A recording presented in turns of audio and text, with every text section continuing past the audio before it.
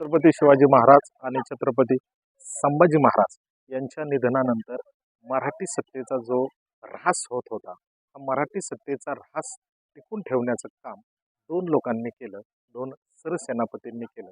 त्यातील एक म्हणजे धनाजी जाधव आणि दुसरे होते संताजी घोरपडे. आत्ता आपण ज्या कुरुंदवाड या ठिकाणच्या कृष्णा नदी काठावरती आहोत, हे आहे संताजी घोरपडे यांचे समाधीस्थळ.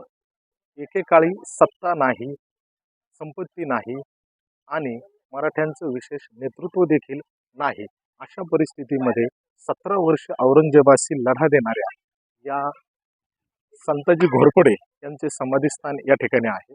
सांगलीतील भाळवणी या गावात 1645 साली संताजी घोरपडे यांचा जन्म झाला आणि त्यानंतर छत्रपती शिवाजी महाराजांच्या हिंदवी स्वराज्यामध्ये कार्यरत असताना महाराजांच्या आणि संभाजी महाराजांच्या निधनानंतर औरंगजेबाला मेटाकुटीला आणणारे हे सरसेनापती संताजी घोरपडे यांच्या समाधीपाशी आता आपण या ठिकाणी आहोत. 18 जून 1697 साली इस्लामपूरमधील महादेवाच्या ओढ्यावरती राजकारणाच्या दगाफटक्यामध्ये संताजी घोरपडे मारले गेले आणि त्यानंतर हा संताजी घोरपडे यांच्यावरती झालेला एक आघात होता.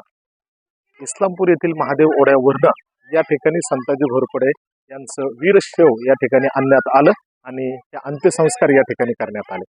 17 वर्ष मोगलांशी निकराचा लढा देणाऱ्या हिंदवी स्वराज्याच्या सरसेनापतीची ही समाधी या ठिकाणी आहे आणि ही समाधी बघून प्रत्येक मराठी माणसाला, छत्रपती शिवाजी महाराजांच्या हिंदवी स्वराज्याचा अभ्यास करणाऱ्या माणसाला संताजी घोरपडे यांच्याविषयी मनामध्ये एक प्रेरणास्थान तयार होते. म्हणून आता या ठिकाणी आपण बघू शकतो, हीच ती जागा आहे ज्या ठिकाणी संताजी घोरपडे यांच्यावरती 18 जून 1697 साली अंत्यसंस्कार करण्यात आले आणि या कृष्णा नदीच्या काठावरती कुरुंदवाड या ठिकाणी संताजी घोरपडे यांच्या समाधीने हा भाग पवित्र झाला.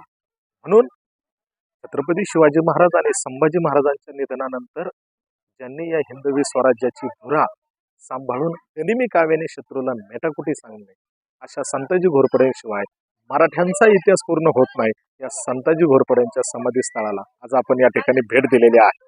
जेव्हा केव्हा आपण या परिसरामध्ये याल तेव्हा नक्की या समाधीला भेट द्या. धन्यवाद.